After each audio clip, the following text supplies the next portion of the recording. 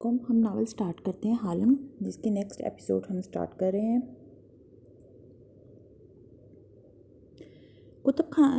قدیم کتب خانے میں نیم اندھیرا پھیلا تھا۔ کونے میں زمین پر دوزانوں بیٹھا ایڈم ایک چوکی پر کاغذ پھیلائے سیاہی میں قلم ڈبو کے لکھ رہا تھا۔ چراغ چوکی پہ رکھا تھا اور اس کی پھڑپڑاتی زرد روشنی صفحات کو روشن کیے ہوئے تھی۔ میرا نام ایڈم بن محمد ہے۔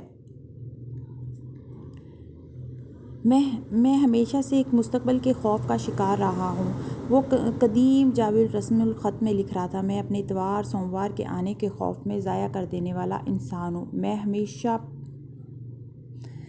میں ہمیشہ کل کیا ہوگا اور کیسے کروں گا یہ سوچنے والا انسان ہوں۔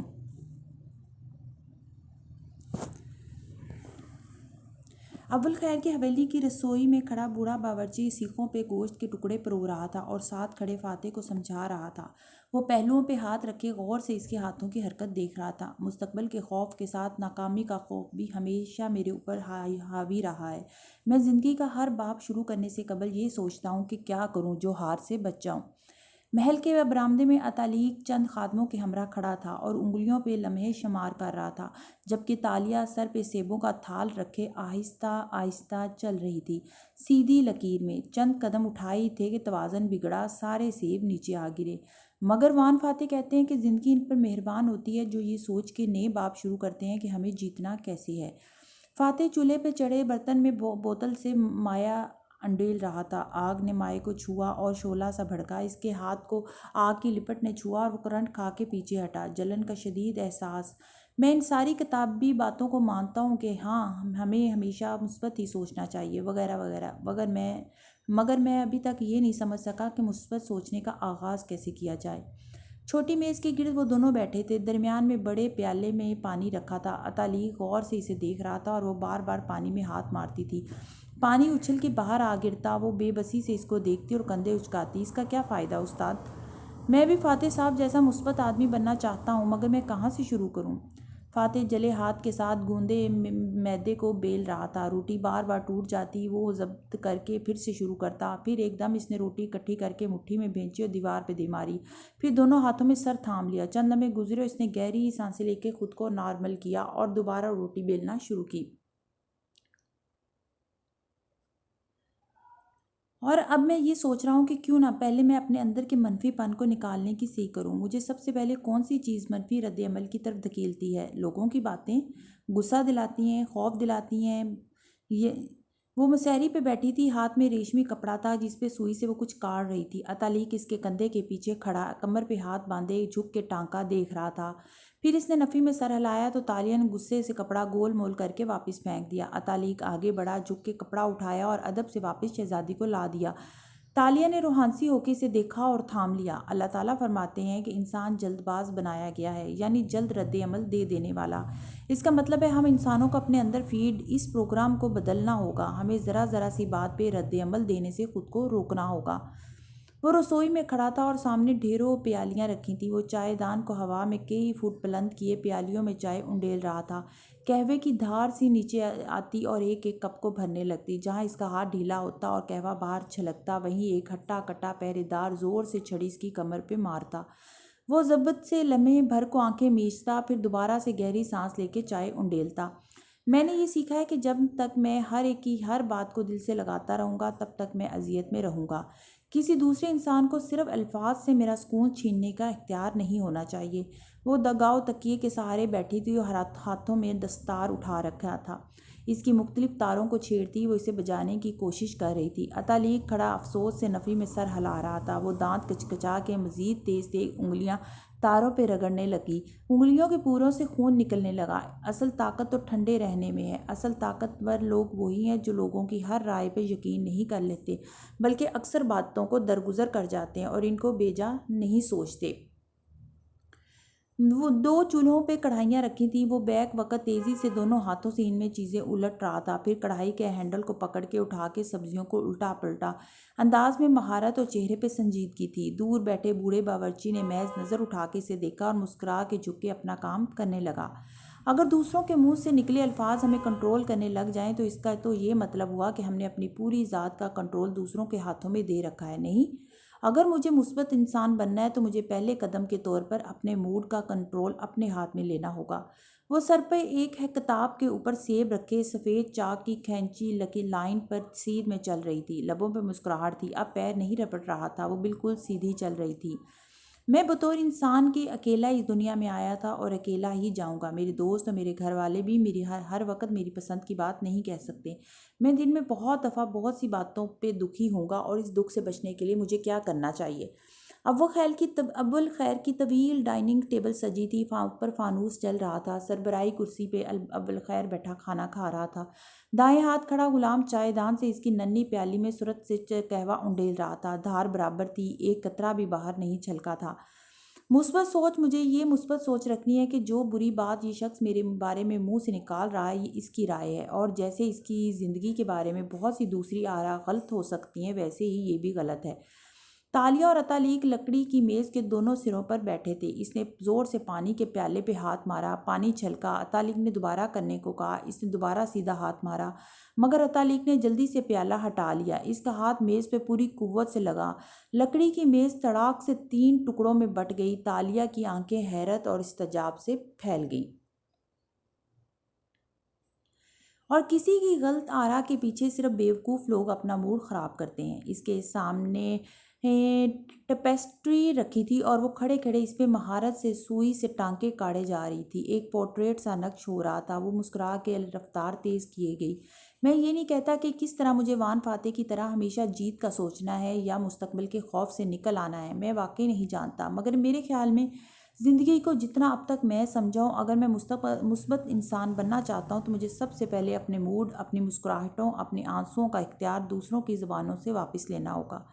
وہ سلائیوں کو ہاتھ میں پکڑے باغیچے میں کرسی پہ بیٹھی تیزی سے اون کے دھاگے کو بنے جا رہی تھی، الٹا سیدھا اون کے گھر، ہر شے اس کی انگلیوں پہ بہت آسان ہوتی جا رہی تھی۔ جب تک میں ہر آدمی کی رائے پہ دکھی ہوتا رہوں گا یا جواب میں اس پہ غصہ کرتا رہوں گا، میں بڑا آدمی نہیں بن سکتا۔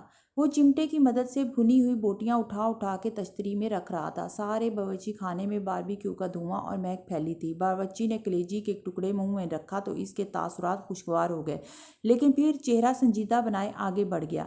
میں یہ بھی نہیں جانتا کہ بڑا آدمی کون ہوتا ہے، مگر اتنا ضرور معلوم ہے مجھے کہ سارے بڑے آدمی مثبت سوچ والے لوگ ہوتے ہیں۔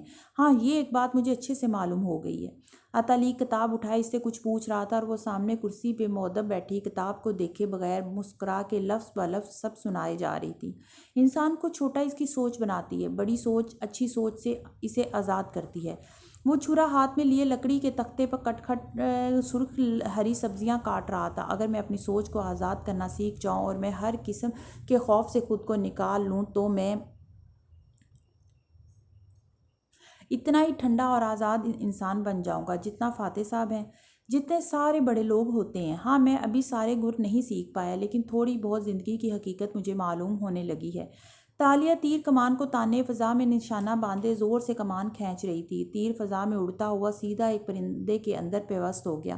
اس نے مسکرا کے کمان نیچے کی، پرندہ گھائل ہو کے سیدھا نیچے آن گرا، اور جو ہمیں معلوم ہوتا ہے وہ ہماری جان ہمیشہ بچاتا رہے گا۔ ایڈم نے سیاہی میں ڈوبا قلم پرے رکھا اور اداس مسکراہٹ سے کاغذ اٹھا کے دیکھا۔ اس پہ سیاہی ابھی گیلی تھی۔ اس نے کاغذ کا کنارہ چراغ کے شعلے پہ سلگایا۔ آگ نے کاغذ کو پکڑ لیا اور وہ پھیلنے لگی۔ وہ اپنے الفاظ کو جلتے ہوئے دیکھنے لگا۔ چند ہی لفظوں میں اس کے الفاظ راکھ کا ڈھیر بن گئے، قدیم ملے میں لکھے خوبصورت پختہ الفاظ۔ 4 ہفتے بعد اس صبح سورج نکلتے ہی بادل ایسے چھائے کہ آسمان پھر سے سیاہ پڑنے لگا۔ سارے میں چھاتا سی تن گئی اور ٹپ ٹپ بارش برسنے لگی۔ محل کے کتب خانے کی کھڑکی کے ساتھ کرسی پہ میز پہ بیٹھے ایڈم نے کتاب سے سر اٹھا کے کھڑکی کے شیشے سے تڑ تڑ تڑاتی بوندوں کو دیکھا اور پھر چہرہ موڑا۔ مناسب خوراک اور صاف لباس کے باعث وہ نارمل لگ رہا تھا۔ کیا میں اب شہزادی تاشا سے مل سکتا ہوں؟ 4 ہفتے سے میں قید ہوں۔ شہزادی اول روز کے بعد دوبارہ مجھ سے نہیں ملی۔ انداز شکایتی تھا مگر لہجہ صاف تھا۔ پیچھے کھڑے پہرے دار سپاہی نے بس ایک تیز نظر اس پہ ڈالی۔ شہزادی آج کل تعلیق کے ساتھ مصروف ہوتی ہیں اور وہ ہر وقت قیدیوں سے ملاقات نہیں کرتی، اس لیے اپنے کام سے کام رکھو۔ ایڈم نے گہری سانس لے کر چہرہ واپس کتاب پہ جھکا دیا۔ اس کے ساتھ کے دونوں قیدیوں کو شہزادی کے فرمان کے مطابق رہا کر دیا گیا تھا، ایک وہی رہ گیا تھا، مگر اس دوران وہ قدیم ملے بول سمجھ اور لکھ لیتا تھا۔ وہ جدید ملے سے بہت زیادہ مختلف نہ تھی، پھر بہت سی کتابیں یہاں دستیاب تھیں اور کتابیں پڑھنے میں وہ ہمیشہ سے اچھا رہا تھا۔ کتب خانے سے دور محل کے ایک اونچے مینار پہ بنی کھڑکی شہزادی تاشا کی خوابگاہ میں کھلتی دکھائی دے رہی تھی۔ اس کھڑکی پہ بھی بوندیں تڑا تڑ برس رہی تھیں۔ اندر پلنگ پہ ٹیک لگائے تالیہ بیٹھی تھی، ریشمی لاف سینے تک ڈالے وہ شب خوابی کے لباس میں تھی۔ بال کھلے تھے اور ہاتھوں میں کوئی کتاب پکڑ رکھی تھی، بار بار جمائی روکتی تھی۔ قریب شریفہ ہاتھ باندھے کھڑی بتا رہی تھی، سلطان مرسل کو پیغام بھجوایا تھا کہ آپ ملاقات کرنا چاہتے ہیں۔ پچھلے 4 ہفتوں میں کئی بار پیغام پہنچا چکے ہیں، مگر ملکہ یان سوفو منع کروا دیتی ہیں۔ آپ اپنے بابا سے کیوں نہیں کہتی کہ وہ سلطان سے آپ کی ملاقات کروا دیں؟ یان سوفو کی سلطان سے شادی ہو چکی تھی اور اب وہ ملکہ بن کے سلطنت محل میں منتقل ہو چکی تھی۔ تالیہ شادی پہ نہیں گئی تھی، ابھی وہ اتنے سارے لوگوں کا سامنا کرنے کے لیے تیار نہ تھی۔ رہنے دو۔ کتاب پڑھتے پڑھتے تالیہ نے ہاتھ اٹھا کے اسے روکا۔ باپا کو کہنے کی کوئی ضرورت نہیں ہے، وہ کافی دن سے سلطان سے ملنے کی کوشش کر رہی تھی، مگر ملکہ اس کے قاصد کو سلطان تک پہنچنے سے قبل ہی واپس موڑ دیتی تھی۔ آپ تعلیق کے ساتھ چند گھنٹے گزارنے کے سوا سارا دن اس کمرے میں پڑی رہتی ہیں۔ آپ بیمار تو نہیں ہیں شہزادی؟ میں اس لیے پوچھ رہی ہوں کیونکہ اتنے پرتعیش کمرے اور ہر طرح کی اچھی خوراک کے باوجود آپ اداس نظر آتی ہیں۔ تالیہ نے نظر اٹھا کے اسے دیکھا، کیونکہ یہاں زندگی بہت آسان ہے، یہ دنیا بہت مختلف ہے، یہاں کھانے کو بہت کچھ ہے، تلے ہوئے بھنے ہوئے گوشت سے بھرپور کھانے، اتنی کیلوریز، اور پھر یہاں میں میلوں جاگنگ نہیں کر سکتی، یہاں جم نہیں ہے، یہاں پارٹیز نہیں ہے، یہاں سوئمنگ نہیں ہے، صرف ایک چیز ہے، ٹارگٹ۔ راجہ کی دسترس سے وہ چابی چرانی ہے مجھے، سارے پلان اسی کے گرد گھومتے ہیں۔ سوچتی رہی مگر بولی کچھ نہیں، پھر احساس ہوا شریفہ کچھ کہہ رہی ہے، وہ چونکی۔ کیا؟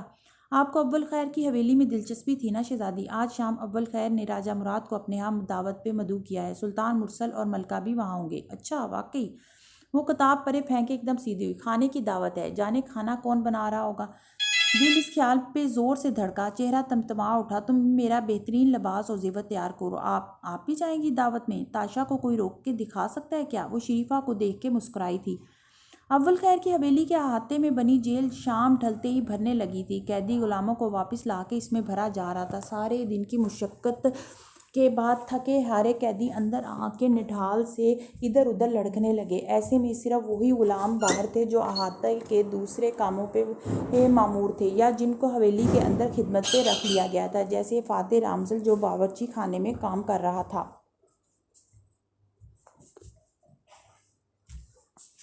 وہ سر جھکائے کھڑا مچھلی کے قتلے بناتا نظر آتا تھا۔ یہ مقامی لوگوں کی طرح پٹی باندھ رکھی تھی، سرمئی پاجامے کے اوپر کرتے کی آستینیں کوہنیوں تک موڑ رکھی تھی۔ رنگت کافی جھلس گئی تھی، پہلے سے کمزور بھی لگ رہا تھا، گو کہ اسے اچھی غذا ملتی تھی، مگر وہ جو مناسب ڈائٹ فوڈ کھانے کا عادی تھا، اب اسے یہ غذا اب کہیں جا کے بامشکل سوٹ کی تھی، ورنہ شروع میں اکثر معدہ الٹنے کو آ جاتا تھا، مگر وہ تحمل سے برداشت کر لیتا تھا۔ ایک ساتھی باورچی ساتھ آ کے کھڑا ہوا اور چولہے پہ چڑھے پتیلے کا ڈھکن اتار کے دیکھنے لگا تو فاتح نے چہرہ اٹھا کے اسے دیکھا۔ کون آ رہا ہے جس کے لیے اتنا اہتمام کیا جا رہا ہے؟ وہ اب قدیم ملے کے چند الفاظ بول اور سمجھ لیتا تھا۔ ایڈم جیسی شائستہ گفتگو تو نہیں کر سکتا تھا، مگر اشاروں اور چند الفاظ سے بات سمجھا لیتا تھا۔ سلطان مرسل، ملکہ یان سوفو، بندھارا راجہ مراد۔ دوسرا باورچی مہمانوں کے نام گنواتا گیا۔ فاتح کے سبزی کاٹتے ہاتھ دھیمے پڑے۔ کیا بندھارا کے ساتھ کوئی اور نہیں آئے گا؟ سر جھکائے سرسری سا پوچھا۔ مثلاً کون؟ وہ دیگچے میں ڈوئی ہلا رہا تھا۔ ملکہ ایک خاتون ہے اور اول خیر کے گھر میں کوئی خاتون نہیں رہتی، تو کیا ملکہ تنہا بیٹھیں گی؟ کس سے باتیں کریں گی؟ وہ مزید سرسری سا پوچھا۔ وہ تنہا کیوں ہوں گی؟ ان کے سب سے معزز قرابت دار کو جو مدعو کر رکھا ہے۔ اول خیر نے؟ کون؟ وہ چونکا۔ غلام نے ڈھکن واپس رکھا، ایک چٹتی نظر اس پہ ڈالی۔ وہ جس کو اول خیر ہر چند دن بعد حویلی میں بلا لیتے ہیں، جو رات گیر تک یہاں بیٹھا ملکی امور پہ گفتگو کرتا ہے اور شطرنج کھیلتا ہے۔ سن باؤ تائیسیان، 3 نگینوں والا غلام۔ فاتح نے اتنی تیزی سے گاجر کا ٹکڑا کاٹا کہ چٹکنے کی زوردار آواز آئی۔ فوراً سے چہرہ اٹھایا تو اس پہ مختلف رنگ تھے، جیسے وہ شوق میں ہو۔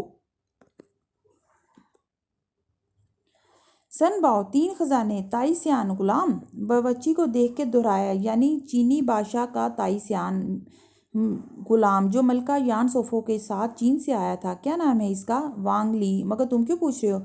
فاتح کا چہرہ یوں تھا گویا سارا خون نچوڑ لیا گیا ہو۔ پھر وہ جبراً مسکرایا، مجھے اس کو دیکھنے کا بہت شوق ہے، کیا آج میں برتن لگا سکتا ہوں؟ باورچی نے چونک کے اسے دیکھا، پھر فوراً دور کھڑے بوڑھے نگران کو۔ اس کا چہرہ جیسے دمک اٹھا تھا۔ ہاں کیوں نہیں، تم سب سیکھ تو چکے ہو، میں تمہارے کمرے میں آج آرام کر لوں گا۔ تم نگران کو کہنا میری طبیعت خراب ہے، فکر نہ کرو، میں تمہاری جگہ سنبھال لوں گا۔ وہ بدک مسکرایا، تو پھر یہ شوربہ تم ہی اندر لے جاؤ، وانگلی کب کا آیا بیٹھا ہے، ابھی میں دوسرے مہمان نہیں آئے۔ دیگچے کی طرف اشارہ کر کے وہ غلام خوشی خوشی پیچھے ہٹ گیا۔ فاتح نے دور دوسرے ملازموں کے سر پہ کھڑے نگرانی کرتے بوڑھے کو دیکھا اور گہری سانس لی۔ چند منٹ اس کو راضی کرنے میں بھی لگنے تھے۔ جس لمحے وہ لکڑی کی تشتری میں چاندی کے پیالے میں شوربہ رکھے باورچی خانے سے نکلا تو سامنے طویل راہداری نظر آ رہی تھی۔ وان فاتح قدم قدم آگے بڑھنے لگا۔ یہ سن باؤ وانگ لی کا مجسمہ ہے۔ سن باؤ یعنی تین خزانے یا نگینے۔ بدھ مت کے تین نگینے ہوتے ہیں، تین عقائد، بدھا، دھرما، سنگھا۔ وہ تشتری اٹھائے راہداری میں آگے چلتا جا رہا تھا، بار بار لب کاٹتا، سر جھٹکتا۔ وانگ لی ایک چینی غلام تھا۔ 15ویں صدی میں وہ اپنی ذہانت و صلاحیت کے بل بوتے پہ کم عمری میں ہی محل میں اعلیٰ مقام حاصل کر لیتا ہے۔ اس نے راہداری کا موڑ موڑا اور بڑے سے دیوان خانے میں داخل ہوا۔ وہاں ایک کونے میں شطرنج کی بساط ہوئی میز پہ بچھی تھی اور اس کے گرد دو کرسیاں آمنے سامنے پڑی تھیں۔ وہ دونوں اس پہ بیٹھے تھے، اول خیر اور وانگ لی۔ پھر وہ چینی بادشاہ کا خاص سفیر مقرر ہوتا ہے اور ایک بہت بڑا تاجر بن جاتا ہے۔ وہاں فاتح ان کے قریب آیا اور ادب سے تشتری سے پیالہ نکال کے اول خیر کے سامنے رکھا۔ اول خیر مہندی کے رنگ لمبے بالوں والا آدمی تھا، جیسے ببر شیر کے بال اس کے چہرے کے دائیں بائیں پڑے ہوئے ہوتے ہیں۔ اس کی ایک آنکھ تیر لگنے سے زائل ہو چکی تھی، مگر وہ اس کے اوپر کسی قسم کا پیچ نہیں پہنتا تھا۔ بدہیت بجروح کانی آنکھ جو پھولے انگور کی طرح تھی، اسی طرح سب کو نظر آتی رہتی اور طبیعت عجیب کر دیتی۔ غلام دبے الفاظ میں اس کو کانا دجال بھی کہتے تھے۔ یہ گھر وانگ لی نے بنایا تھا۔ میں چھوٹا تھا تو ایک دفعہ یہاں آیا تھا، تب کسی کو نہیں معلوم تھا کہ یہ وانگ لی کا گھر ہے۔ پھر وہ ترچھا ہوا اور دوسرا پیالہ وانگ لی کے سامنے رکھا اور پھر نظر اٹھا کے اسے دیکھا۔ میں باپا کے ساتھ یہ سامنے کسی دکان پہ بیٹھا تھا، پھر ادھر آ گیا۔ یہ مجسمہ تب یہ ٹوٹا پھوٹا سا تھا، اسرا نے بعد میں اس کو ٹھیک کروایا۔ یہ مجسمہ مجھے بہت پسند آیا تھا۔ وہ فربا سا لمبے سیدھے سیاہ بالوں والا ایک ادھیڑ عمر چینی شخص تھا، پیروں تک آتا چوگا پہن رکھا تھا اور تھوڑی تلے ہتھیلی رکھے سوچ میں ڈوبا شطرنج کی بساط کو دیکھ رہا تھا۔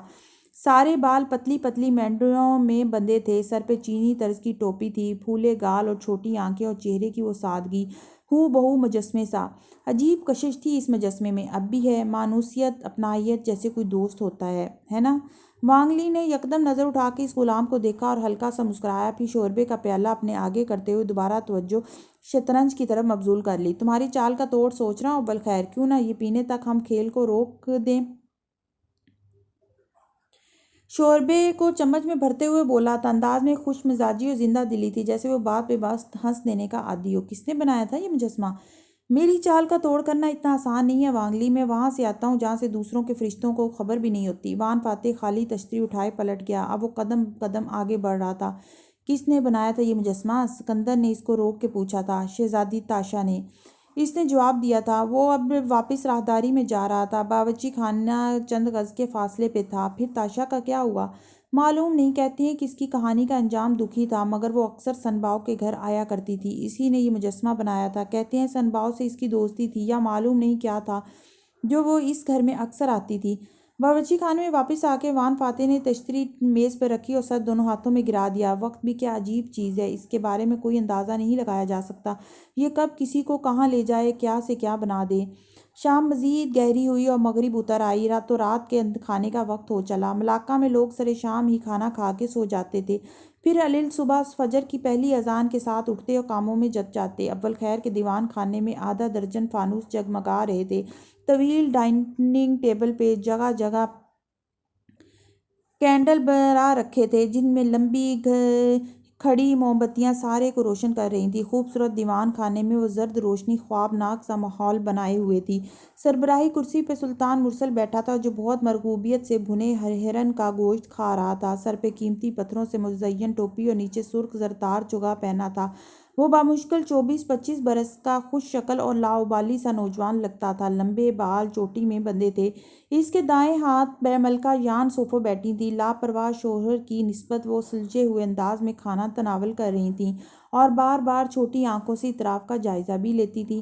سن باؤ وانگ لی ملکہ کے ساتھ ہی بیٹھا تھا اور وہ کھانا کھاتے ہوئے عادتاً مسکرا کے ذائقے کی تعریف بھی کر رہا تھا۔ سلطان کے بائیں ہاتھ موجود ابوالخیر بس خاموشی سے کھانا کھا رہا تھا، البتہ وہ کچھ بے چین تھا، بار بار اپنے ساتھ بیٹھے مراد کو دیکھتا جو اسے آنکھوں ہی آنکھوں میں کوئی تسلی دے دیتا۔ وہ سب سے زیادہ مطمئن، پرسکون اور پراعتماد تھا، جیسے وہاں موجود ہر شخص کی سوچ سے واقف ہو۔ جب ابوالخیر کی نگاہوں کا اصرار بڑھتا گیا تو مراد نے مسکرا کے مرسل شاہ کو مخاطب کیا۔ آقا، جیسا کہ میں نے ذکر کیا تھا، محل کو اس وقت ایک نئے خزانچی کی ضرورت ہے، ایک قابل وزیر خزانہ جو محل میں سارے ملک سے آئے گئے خراج اور محصول ٹیکس کا حساب رکھ سکے اور اسے عوام کی فلاح و بہبود کے لیے اچھے سے خرچ کر سکے۔ میں اسی سلسلے میں آپ سے بات کرنا چاہتا تھا۔ ہاں تو کرو نا۔ دونوں کوہنیاں میز پہ جمائے مرسل نے خوش دلی سے کہا اور پھر دانتوں سے ہرن کی بوٹی توڑی۔ ذائقہ منہ میں گھلا تو اس نے جیسے سر دھنا۔ ابوالخیر، تم اتنا اچھا ہرن بنا سکتے ہو؟ تمہیں تو ہمارے شاہی باورچی خانے میں ہونا چاہیے، ایسا ہرن تو میری ماں بھی نہیں بنا سکتی۔ ساتھ ہی وہ ہنسا۔ کوئی بھی جواباً نہ ہنسا۔ ملکہ نے آنکھیں میچ کے جیسے ضبط کیا اور ابوالخیر کی نے ایک شاکی نظر مراد پہ ڈالی۔ مراد نے جواباً پلکیں جھپکا کے اشارہ کیا، دھیرج، صبر، ٹھنڈا کر کے کھاؤ۔ ابوالخیر نے سر جھٹکا اور مسکرا کے بولا، آقا کو پسند آیا، میری خوش نصیبی ہے۔ وانگ لی نے محض ایک افسردہ نظر مرغوبیت سے کھانا کھاتے سلطان پہ ڈالی، اسے جیسے ملاکہ کی قسمت پہ افسوس ہوا۔ دروازے پہ آہٹ ہوئی تو ابوالخیر نے نظر اٹھائی۔ نیا غلام سراہی اندر لا رہا تھا۔ ابوالخیر نے سر کے خم سے اسے تائیدی اشارہ کیا تو فاتح اندر آیا۔ رواج کے مطابق جھک کے سلطان کو سلام کیا۔ باقی سب کھانے میں اور اپنی سوچ میں گم تھے اور سلطان کھانے میں۔ ایسے میں صرف وانگ لی نے محسوس کیا کہ اس توانا وجیح مرد غلام نے سلطان کے سامنے سر جھکاتے ہوئے بھی گردن پوری نہیں جھکائی اور اپنی آنکھیں مسلسل اٹھائے اس نے گہری نظروں سے سلطان کو بغور دیکھا تھا، پھر سیدھا کھڑا ہوا، نظریں جھکا دیں اور سراہی سے سلطان کی پیالی میں قہوہ انڈیلنے لگا۔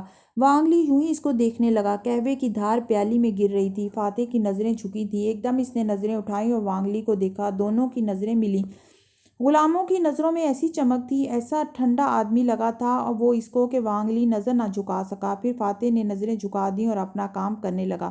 یکدم دروازے پہ ہلچل مچی۔ ابوالخیر چونک کے اٹھا۔ سلطان نے بھی چہرہ اٹھایا۔ کیا کوئی اور بھی مدعو ہے ابوالخیر؟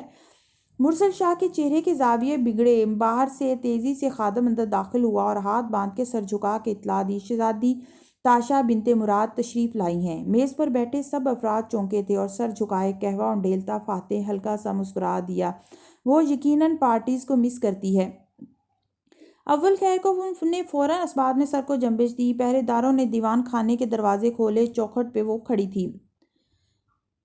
وہ 2 پیالوں میں قہوہ انڈیل چکا تھا۔ سراہی سیدھی کر کے نظریں اٹھائیں تو اندر داخل ہوتی دکھائی دی۔ سنہرے بال گھنگریالے کر کے آگے ڈالے تھے۔ سر پہ حجاب کے نام پہ ریشمی سبز کپڑا تھا جو برائے نام تاج تلے اٹکا تھا اور پیچھے کمر پہ گرتا تھا۔ وہ پاؤں تلے آتی لمبی کامدار میکسی پہنے ہوئے تھی، گھاس جیسے سبز رنگ کی میکسی اور موٹے موٹے زمرد سے جڑے زیورات۔ ایسا خوبصورت سبز رنگ کہ چہرہ دور سے دمکتا دکھائی دیتا تھا۔ اس نے قہوہ ڈالتے غلام کو ایک نظر بھی نہ دیکھا، بس خوبصورت آنکھیں سلطان پہ جمائے رکھیں۔ دیر سے آنے کے لیے معذرت چاہتی ہوں آقا، آج طبیعت ذرا سست تھی، تیاری میں وقت لگا۔ سامنے آ کے پوری جھکی اور سیدھی ہوئی۔ سلطان مرسل نے پرندے کی بوٹی دانت سے توڑتے نظریں اٹھائیں تو ٹھٹک گیا۔ وہ سجی سنوری لڑکی اب باقی سب کو باری باری تعظیم پیش کر رہی تھی۔ مرسل شاہ کی نظریں اس سے ہٹنا بھول گئیں۔ ملاقہ میں سنہرے بالوں والی عورت اس نے پہلی دفعہ دیکھی تھی، وہ بھی اتنی حسین۔ آپ کی آمد ہمارے لیے فخر کا باعث ہے شہزادی۔ اول خیر اٹھا اور سر کو تعظیم سے جھکایا۔ خادم نے سلطان کی سیدھ میں پڑی میز کی دوسری سربراہی کرسی اس کے لیے کھینچی۔ وہ مسکرا کے لباس پھول کی طرح گرد پھیلاتی اس پہ بیٹھی تو سلطان ہنوز اسے تک رہا تھا۔ مجھے معلوم نہیں تھا آپ بھی مدعو ہیں شہزادی، ملکہ بظاہر مسکرا کے بولی تو راجہ مراد ہلکا سا کنکھارا۔ اول خیر نے بما اہل و عیال مدعو کیا تھا اور تاشا ہی میرا پورا خاندان ہے، کہہ کے وہ گھونٹ گھونٹ قہوہ پینے لگا۔ آپ کی بہن کے بارے میں سن کے افسوس ہوا۔ سلطان مرسل نے زبان کھولی، پھر مدد طلب نظروں سے بائیں ہاتھ بیٹھی بیوی کو دیکھا، تالیہ۔ اس نے سرگوشی کی۔ سلطان نے فکرہ دہرایا، آپ کی بہن تالیہ کے بارے میں سن کے افسوس ہوا، کیا اس کی کوئی خیر خبر ملی؟ سراہی میز پہ رکھ کے فاتح قدم قدم پیچھے ہٹا اور اول خیر اور مراد کی کرسیوں کے عقب میں جا کھڑا ہوا۔ اس سوال پہ اس نے بھی تالیہ کی طرف نظریں موڑیں۔ آپ کا شکریہ آقا۔ اس کے چہرے پہ اداسی پھیلی۔ تالیہ ایسی کھوئی ہے کہ نہ جانے اب واپس آ سکے گی بھی یا نہیں۔ خدا معلوم کیسے لوگوں کے چنگل میں پھنس گئی ہو۔ برے برے خیال آتے ہیں مجھے، جیسے وہ کسی قید میں ہے اور بے بس ہے۔ مراد نے گھونٹ بھرتے ہوئے غور سے اسے دیکھا، پھر خاموشی سے سلطان کو، جس نے افسوس سے سر ہلا دیا تھا۔ خدا تعالیٰ آپ کی مشکلات آسان کریں۔ پھر ذرا کنگھارا اور ٹوکری سے ایک پھل نکال کے اس میں دانت گاڑے۔ ملکہ غیر آرام دہ نہیں ہوئی، کیونکہ وہ اس طرف متوجہ ہی نہیں تھی۔ وہ بار بار ناگواری سے تالیہ کو دیکھتی تھی، جو کھانا شروع کر چکی تھی۔ چین کے کس شہر میں اتنے برس گزارے ہیں آپ نے؟ دارالحکومت میں کچھ عرصہ رہی ہوں، وہ سادگی سے بولی، مگر اس سے زیادہ وقت ایک چھوٹے سے گاؤں میں گزارا ہے۔ اس کا نام تو کچھ اور ہے، مگر میں اس کو کوالمپور کہتی ہوں۔ ہاتھ باندھے کھڑے فاتح نے ابرو اکٹھے کر کے تادیبی نگاہوں سے اسے دیکھا، مگر وہ سوپ میں چمچ ہلاتی سلطان کو دیکھ کے سادگی سے بتا رہی تھی، کوالمپور یعنی گدلے پانیوں کا سنگم۔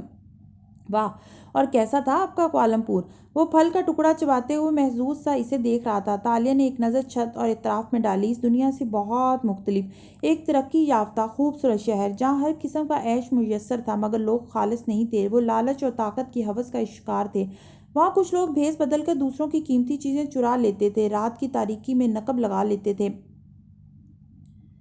اور کچھ، وہ اداسی سے مسکرائی، کچھ دن دہاڑے بھیس بدلے بغیر سیاست کے نام پہ لوگوں سے ان کا اعتماد مانگتے اور پھر حکومت کے بہانے خراج کے پیسوں کو بے نامی جائیدادوں میں چھپا دیتے۔ کھلم کھلا چوری۔ وہاں ایسے ملازم بھی تھے جو ایک شخص کی چاکری کرتے مگر تنخواہ کسی اور سے لیتے۔ فاتح بس اس کو دیکھ رہا تھا، باقی سب بھی سن رہے تھے، اور وہ بولے جا رہی تھی۔ وہاں ایسی طاقتور بیویاں بھی تھیں جو میٹھے بولنوں سے دوسروں سے فائدے حاصل کرتیں اور پھر مکھی کی طرح ان کو نکال باہر کرتیں۔ یان صوفو نے پہلو بدلا۔ وہاں ایسے بدعنوان عہدیدار بھی تھے جو عوام کے خراج کے پیسوں سے ڈھیروں جائیدادیں اور اونچے قلعے نما گھر بنا لیتے تھے۔ اول خیر داڑھی کو نوچتے ہوئے سوچتی نظروں سے اسے دیکھ رہا تھا۔ وہاں ایسے حکمران بھی تھے جو اپنی ناک تک پونچھ نہیں سکتے تھے، مگر ان کو حکومت کے لیے ان کے ماں یا باپ کی گدی پہ بٹھا دیا جاتا تھا۔ وانگ لی نے فوراً اس سے سلطان کی طرف دیکھا، مگر یہ باتیں اس بگڑے بادشاہ کی عقل سے اوپر کی تھیں۔ وہاں لوگوں کو خراج اور سودی معاشی نظام کے ذریعے اندیکھی زنجیروں میں باندھا جاتا تھا۔ قوموں کی قومیں قرضے دے دے کے غلام بنا لی جاتی تھیں۔ دن رات وہ غلام قومیں مشقت کرتی تھیں، مگر ان کی زنجیریں ان کو بھاگنے دوڑنے تک نہیں دیتی تھیں، اور وہ اپنے حقوق سے بے خبر کام کرتے رہتے تھے۔ کوالمپور ملاقہ سے بہت مختلف تھا میرے آقا۔ وہاں عوام کے خراج کا پیسہ چوری کیا جا رہا تھا، مگر عوام کو خبر ہی نہ تھی۔ مگر وہاں بھی ایک آدمی ایسا تھا جسے مجھے امید تھی کہ وہ سب سے مختلف ہے۔ اس نے نظریں موڑی اور راجہ مراد کو دیکھا۔ وان فاتح اس کے پیچھے کھڑا تھا، مگر وہ مراد کو دیکھتی رہی۔ سب کی نگاہیں مراد کی طرف مڑی۔ مجھے یقین ہے کہ وہی ایک ایسا شخص ہے جو ملاقہ کے لوگوں کے مسائل حل کر سکتا ہے، کیونکہ اس نے اپنی بیٹی کو کھونے کا دکھ سہا ہے۔ مراد ہلکا سا مسکرایا اور سر قدرے جھکا لیا۔ تالیہ نے نظریں ذرا اوپر اٹھائیں۔ فاتح اسی کو دیکھ رہا تھا۔ دونوں کی نگاہ ملی۔ کیا نہ تھا ان نگاہوں میں؟ وہ ایسا شخص ہے جو سیاست اور حکومت کے فن سے آشنا ہے۔ ایک وہی ہے جو مجھے لگتا تھا کہ اگر میرے ملک کا سب سے طاقتور عہدہ سنبھال لے، وزیر اعظم بن جائے، یعنی کہ بندھارا، تو میرے ملک کے اکثر مسائل حل ہو جائیں گے۔ اس نے نظریں سلطان کی طرف موڑیں۔ اس لیے میں واپس آئی ہوں، تاکہ اس کو مضبوط کر سکوں، ان کی مدد کروں، ان کا دایاں بازو بن جاؤں، اور میں وہ سب کام کروں جس کے باعث وہ مجھ پہ فخر کریں۔ پھر گردن فخر سے بلند کی۔ میں تاشا بنت مراد ہوں، میں کوئی عام عورت نہیں ہوں، اور میں چاہتی ہوں کہ میرے ارد گرد موجود مرد مجھے کوئی بے مصرف خوبصورت عورت سمجھ کے نظر انداز نہ کر دیں۔ Boring pretty woman. کرسی کے پیچھے کھڑا غلام مسکرایا۔ تالیہ اب کھانا کھانے لگی۔ سلطان جو سحر زدہ سا پھل کھانا بھول گیا تھا، آخر میں اس بات میں سر ہلانے لگا اور دوبارہ سے پھل اٹھا لیا۔ ذرا دیر کی خاموشی کے بعد راجہ مراد کنکھارا، آقا شہزادی تاشا اپنا تعارف کروا چکی، اس لیے موضوع کی طرف لوٹتے ہیں۔ میری ناقص رائے میں وزیر خزانہ کے لیے اول خیر سے بہتر نام کسی کا نہیں ہو سکتا۔ یہ میری ایک تجویز ہے۔ یان صوفے نے اتنی گہری سانس بھری کہ وہ سب اسے دیکھنے لگے۔ وہ دانت پہ دانت جما کے مسکرائی۔ آقا، مراد راجہ کی ذہانت اور وفاداری پہ کوئی شک کر بھی نہیں سکتا۔ ان کا تجویز کردہ نام بہت مناسب ہوگا، میں جانتی ہوں، لیکن اول خیر کے لیے اس عہدے سے زیادہ بہتر کام ہے جہاں ان کی قابلیت کو ہم استعمال کر سکتے ہیں۔ میرے نزدیک اس عہدے کو اگر سن باؤ کے حوالے کر دیا جائے تو زیادہ بہتر رہے گا۔ سن باؤ ملے نہیں ہیں، ایک چینی باشندے ہیں۔ معذرت کے ساتھ۔ راجہ مراد نے فوراً ہاتھ اٹھا کے ملکہ کو ٹوکا۔ سن باؤ چینی حکومت کا ایک اہم حصہ ہے۔ ان کے اوپر بھی اگر ہم اپنے کاموں کی ذمہ داری ڈال دیں تو ہمارے دوست ملک چین کو یہ بات اچھی نہیں لگے گی۔ ہمیں سن باؤ کو ایسے امتحان میں نہیں ڈالنا چاہیے۔ اپنے ذکر پہ سن باؤ نے سر جھکا دیا تھا۔ اول خیر البتہ دلچسپی سے داڑھی سے کے بال نوچتا دونوں اطراف کے دلائل سن رہا تھا۔ بس بہت ہو گیا۔ مرسل نے میز پر ہاتھ مارا تو ایک دم خاموشی چھا گئی۔ ایک موم بتی نیچے گر گئی۔ فاتح فوراً آگے بڑھا اور موم بتی اٹھا کے سیدھی کھڑی کی، پھر واپس اپنی جگہ پہ جا کھڑا ہوا۔ شہزادی تاشا کا کیا خیال ہے؟ اس عہدے کا اہل کون ہونا چاہیے؟ سلطان کے الفاظ تھے یا کیا؟ راجہ مراد کی مسکراہٹ غائب ہوئی تھی۔ ملکہ کا رنگ اڑا۔ اول خیر نے برہمی سے بھویں بھینچی اور سنباؤ نے حیرت سے پہلے سلطان اور پھر تالیہ کو دیکھا۔ تالیہ نے رومال سے نزاکت سے لب تھپتھپائے، پلکیں اٹھائیں، پھر مسکرا کے نرمی سے بولی، آقا مجھے اپنا خیال ظاہر کرنا ہے، تجویز پیش کرنی ہے یا مشورہ دینا ہے؟ مشورہ؟ مرسل نے سوچے سمجھے بغیر کہا، اچھا مشورہ اگلے لمحے نہیں دیا جا سکتا آقا۔ آپ کے سامنے دو نام ہیں، اول خیر اور سنباؤ وانگلی۔ مجھے ان دونوں شخصیات کا مطالعہ کرنے کے لیے کچھ وقت درکار ہے۔ اگر آقا مجھے صبح تک کا وقت دے دیں تو میں کل محل میں حاضر ہو کے خود آقا کو اپنا مشورہ سنا دوں گی۔ عمل کرنا یا نہ کرنا آپ کی اپنی ثوابدید پر منحصر ہوگا۔ ایسا ٹھیک ہے نا ملکہ؟ سادگی سے پلکیں جھپکا کے یان صوفوں کو دیکھا۔ وہ خون کے گھونٹ بھر کے رہ گئی تھی مگر جبراً مسکرائی، ہاں یہ مناسب رہے گا، بالکل، کل صبح آپ مشاورت کے لیے تشریف لے آئیں شہزادی۔ مرسل شاہ اس سے بہت خوش ہوا اور اس سے نظریں نہیں ہٹا پا رہا تھا۔ ملکہ نے غیر آرام دہ پہلو بدلا۔ اول خیر نے خشمگین نگاہوں سے مراد کو گھورا، جس نے جواب میں دھیرج کا اشارہ کیا، اور تالیہ کو دیکھا مگر سنہرے بالوں والی شاہی لڑکی آداب کا خیال رکھے پوری توجہ سے قہوے کے گھونٹ بھر رہی تھی۔ وان فاتح ہاتھ باندھے کھڑا مسکراتی نظروں سے اسے دیکھ رہا تھا۔ بنگاریہ ملایو کے پہلے باب میں یہی لکھا تھا، مگر آگے کیا ہوگا؟ اس نے بے اختیار سوچا تھا۔ رات مزید سیاہ ہوئی تو اول خیر کی حویلی سے چلتے قافلے بندھارا کے محل کے اندر پڑاؤ ڈالتے دکھائی دینے لگے۔ محل کے باہر بھگی رکی اور خادم نے دروازہ کھولا تو تالیہ پائیدان پہ پیر رکھتی ایک شان سے نیچے اتری۔ لباس پہلوؤں سے اٹھایا اور قدم آگے بڑھائے ہی تھے کہ گھوڑے کے تیز ٹاپ سنائی دیے۔ وہ رک کے دیکھنے لگی۔ مراد راجہ اپنا سیاہ چمکدار گھوڑا دوڑاتا آ رہا تھا۔ ماتھے پہ سرخ پٹی بندھی تھی اور لمبے سیاہ بال ہوا سے پیچھے کو اڑ رہے تھے۔ وہ کھڑی رہی یہاں تک کہ اس کے قریب آیا اور گھوڑا روک لیا، پھر ہاتھ سے اشارہ کیا تو تمام غلام و کنیزیں دور ہٹتے چلے گئے۔ اچھا لگا تمہارا آنا، تمہاری باتیں بھی اچھی لگیں، سلطان بھی کافی متاثر ہوئے تم سے۔ گھوڑے پہ بیٹھے بیٹھے اس نے نظریں جھکا کے نیچے کھڑی تالیہ کو دیکھا۔ وہ مسکرا دی۔ دونوں محل کی عمارت کے باہر کھڑے تھے۔